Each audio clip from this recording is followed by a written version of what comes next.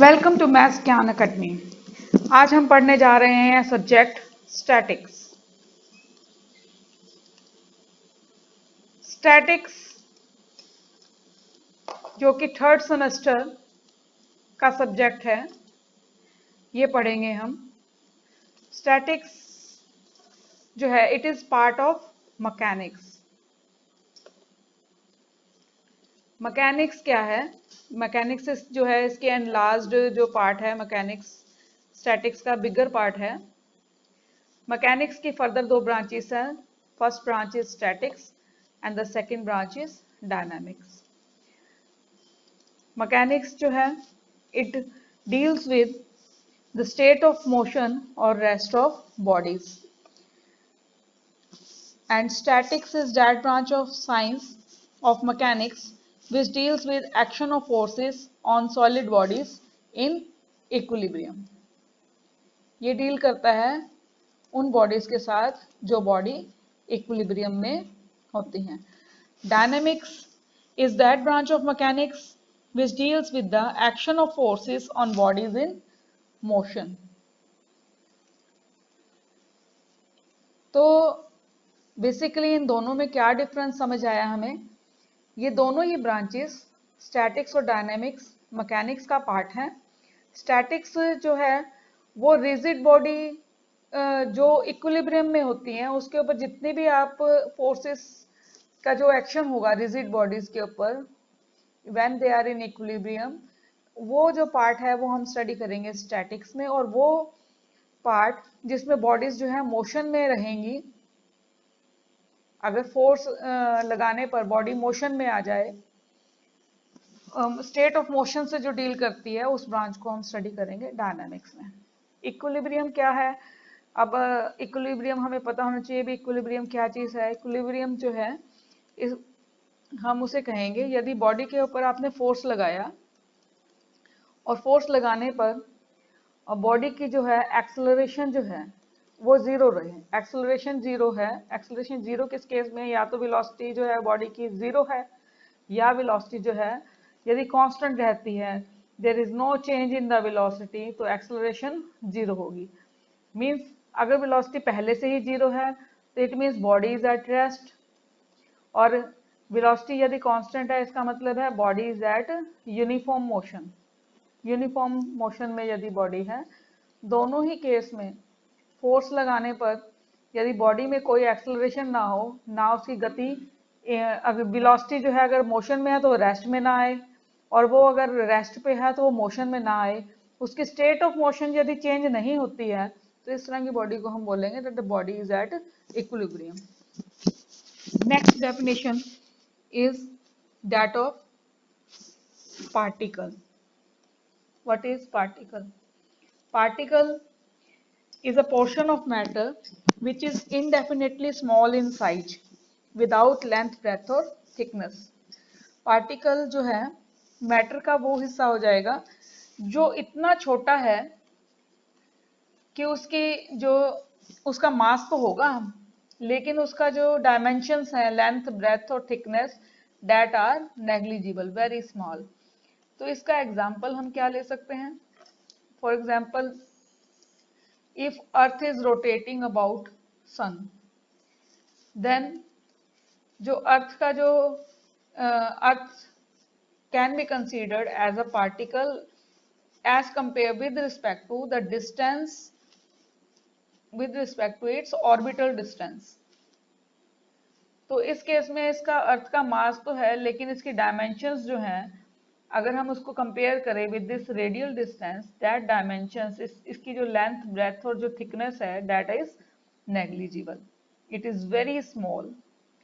तो इस तरह से हम पार्टिकल जो है, अर्थ को हम पार्टिकल मान सकते हैं with respect to its orbital path. Now what is rigid body? Particle तो हमने ये मान लिया कि वो बहुत छोटा है, कि उसकी जो है डायमेंशंस जो है नेग्लिजिबल हैं, और पार्टिकल को हम एक पॉइंट से डिनोट कर सकते हैं। रिजिड बॉडी क्या होती है? Rigid body is group of particles. Rigid body is group of particles. वो इस तरह से कि यदि इनके बीच में जो डिस्टेंस है, पार्टिकल्स के बीच में distance, it never changes no matter how much force is applied on it. चाहे आप इस बॉडी के ऊपर जितना भी फोर्स लगा दें, तो उसके पार्टिकल्स के बीच में जो डिस्टेंस है, यदि वो चेंज ना हो, तो इस तरह की बॉडी को हम बोलते हैं रिजिड बॉडी। वैसे तो रिजिड बॉडी एक हाइपोथेटिकल कंसेप्ट है, ऐसी कोई भी बॉडी नहीं होती कि आप उसके ऊपर फोर्स लगाएं और उसमें डिफॉर्मेशन ना हो, फोर्स का शेप और साइज चेंज ना हो। तो रिजिड बॉडी एक हाइपोथेटिकल कंसेप्ट हुआ। Next definition is that of a mass. What is mass? Mass जो है, it is the quantity of matter contained in a body.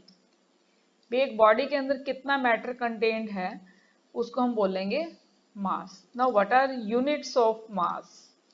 मास की यूनिट्स क्या होती हैं? मास की यूनिट्स होंगी किलोग्राम, ग्राम, मिलीग्राम एटसेट्रा, या पाउंड। पाउंड भी इसकी यूनिट होती है। पाउंड होती है कौन से सिस्टम में? एफपीएस सिस्टम में। ग्राम होती है सीजीएस सिस्टम में। और किलोग्राम की यूनिट है in MK, in SI unit. Kilogram is its SI unit और it is unit in MKS system. Now what is this MKS system? MKS means, and what is this CGS? M means meter, K means kilogram, S means second। वो system जिसमें dimensions को हम metre, kilogram और second से major करते हैं, उस system को बोलते हैं MKS सिस्टम। जो लेंथ है वो मीटर में मेजर की जाएगी, जो वेट है वो किलोग्राम में मेजर किया जाएगा, जो टाइम है वो सेकंड में मेजर किया जाएगा। सीजीएस सिस्टम में क्या होता है? जो डिस्टेंस है हम सेंटीमीटर में मेजर करते हैं, जो वेट है वो हम ग्राम्स में मेजर करते हैं, जो टाइम है वो हम सेकंड्स में लेते हैं। एफपीएस सिस्टम में जो डिस्टेंस है दैट इज फुट, और जो वेट है वो किस में लिया जाता है? पाउंड में, और जो टाइम है वो लिया जाता है सेकंड्स में। मास का जो सिंबल होता है, जो हम बेस सिंबल लेंगे मास का, mass is denoted by the symbol m। Now what is weight? Next definition is that of a weight. What is weight? Weight of a body is the force with which it is attracted towards the center of earth. weight क्या है? यदि कोई body earth के ऊपर पड़ी है और जिस फोर्स के द्वारा वो अर्थ के सेंटर पर अट्रैक्ट होती है, उस फोर्स को हम बोलते हैं वेट। अगर इसका मास m है, तो जो फोर्स है, जो इसके ऊपर फोर्स लग रही है, दैट इज ग्रेविटेशनल पुल। तो इसके ऊपर फोर्स कितनी लगी? Force is equal to mass into acceleration. तो वेट को यदि हम W से डिनोट करें, weight is equal to m into g. ये वेट का फॉर्मूला है, m into g. Next definition is that of equilibrium.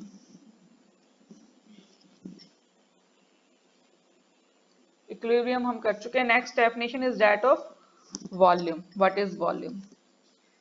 Volume is defined as amount of space. It is defined as amount of space occupied by a object. एक object कितना space occupy करता है, that is called volume. Now what is density? Density को हम define कर सकते हैं mass per unit. Density is defined as mass per unit volume. तो अगर डेंसिटी के लिए जो सिंबल यूज होता है दैट इज रो, मास के लिए जो सिंबल यूज होता है वो होता है m, वॉल्यूम के लिए सिंबल होता है v।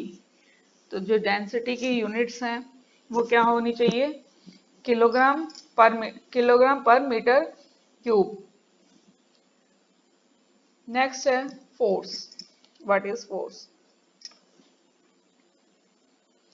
Force is a vector quantity. It is defined, force is measured as mass into acceleration. Its units, SI unit force की क्या होती है? SI unit for force is newton. MKS system में जो फोर्स की unit है वो है kilogram wait.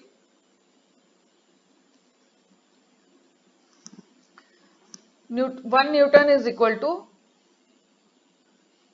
1 kilogram meter per second square. It is the force, 1 Newton is the force, is the amount of force which produces an acceleration of 1 meter per second square in a body of mass 1 kilogram. CGS system में जो unit है force की that is dyne. तो ये सारी units हमारे को पता होनी चाहिए. जब भी हम sum solve करेंगे तो sum अगर आप सारी यूनिट्स जो है उसकी यूनिट्स जो है सेम सिस्टम में होनी चाहिए. अगर एसआई सिस्टम में ले रहे हो तो सभी की सभी यूनिट्स एसआई सिस्टम में होनी चाहिए. सीजीएस यूनिट्स ले रहे हो तो सीजीएस सिस्टम में होनी चाहिए. एमकेएस सिस्टम में है तो एमकेएस सिस्टम में यूनिट्स होनी चाहिए. इसके बाद है next definition is that of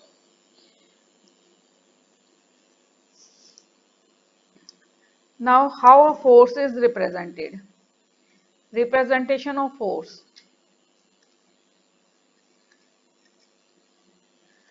force को हम एक फोर्स को हम कैसे रिप्रेजेंट कर सकते हैं? Force is a vector quantity. It is completely represented by. अब फोर्स को रिप्रेजेंट करने के लिए हमें उसका मैग्नीट्यूड पता होना चाहिए, भी कितना फोर्स लग रहा है.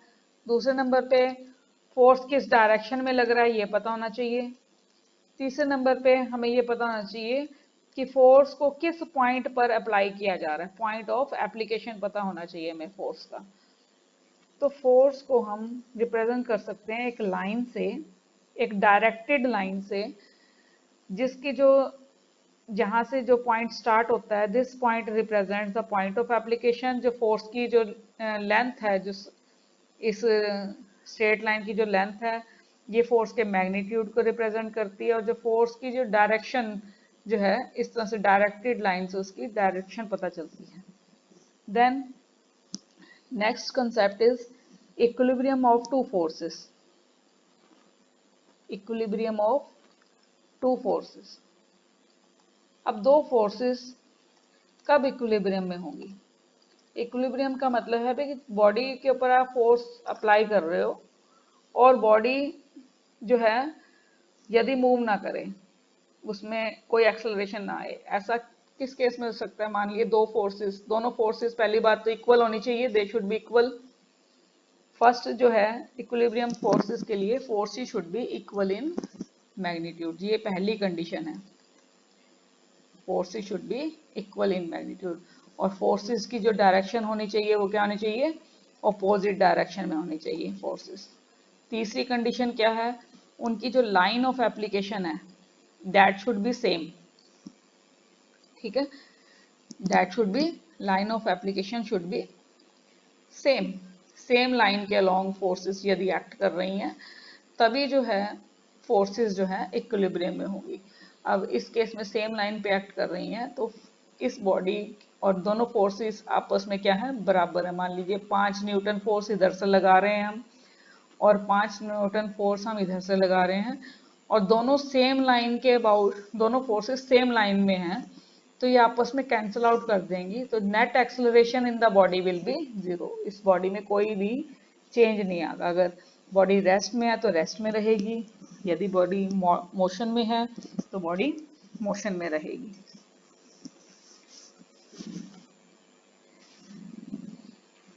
Next is laws of motion. Newton's laws of motion.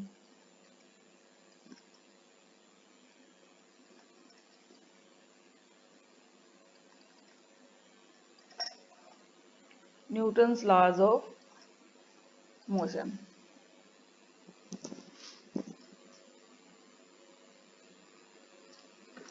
Now first law of motion is law of inertia.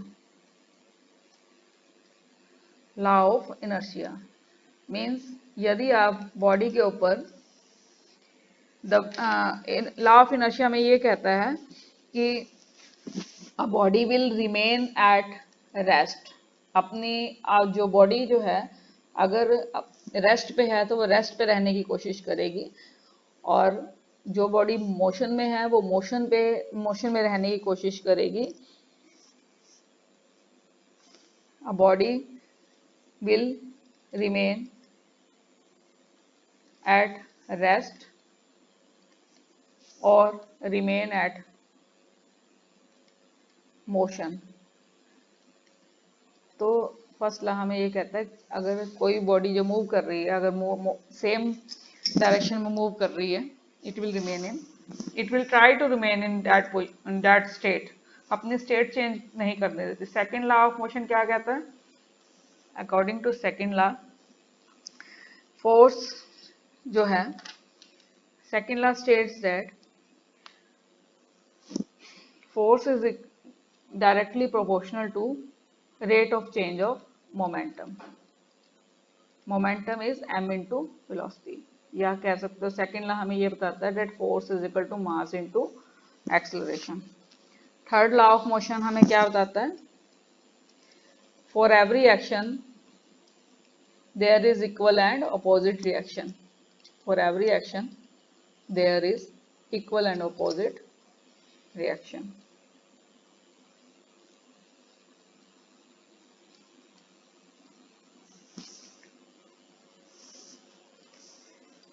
ठीक है।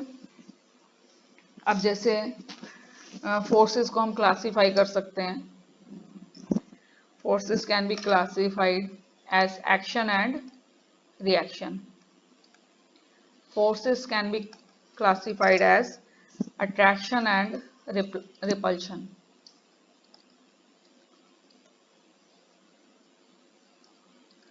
Forces can be classified as tension and thrust।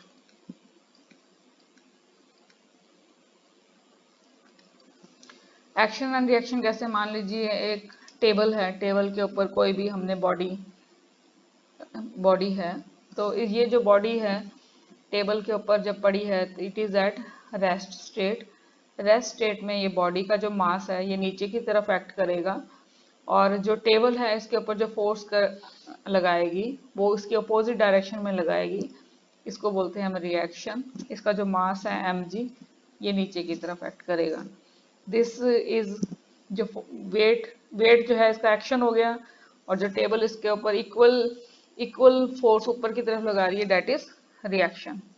Attraction and repulsion जैसे मैग्नेट है, अगर दो magnets के same pole हैं, same pole of magnet always repel, और जो अपोजिट पोल्स हैं वो हमेशा अट्रैक्ट करेंगे। यदि ये नॉर्थ होता और ये साउथ होता तो ये दोनों आपस में एक दूसरे को अट्रैक्ट करते। टेंशन और थ्रस्ट कब डेवलप होती है? मान लीजिए पुली है, पुली जो है और पुली के ऊपर थ्रेड आपने बांधा है। इस थ्रेड के साथ एक तरफ यदि आप कोई बॉडी लटका देते हैं तो ये बॉडी का जो मास है वो नीचे की तरफ एक्ट करेगा, बॉडी का वेट नीचे की तरफ एक्ट करेगा, और इसमें इस थ्रेड में एक टेंशन डेवलप होगी, that will be in opposite direction to this one. अब इस मास को लटकाने के लिए हमें इसको खींचना, यहाँ से भी कुछ फोर्स लगानी पड़ेगी। मान लीजिए आप इसको पुल करते हैं अपनी इस तरफ, तो इसके अपोजिट डायरेक्शन में टेंशन जो है क्रिएट होगी इस स्ट्रिंग में। ठीक है, या so these are the basic concepts which we has covered today. Okay, thank you for listening.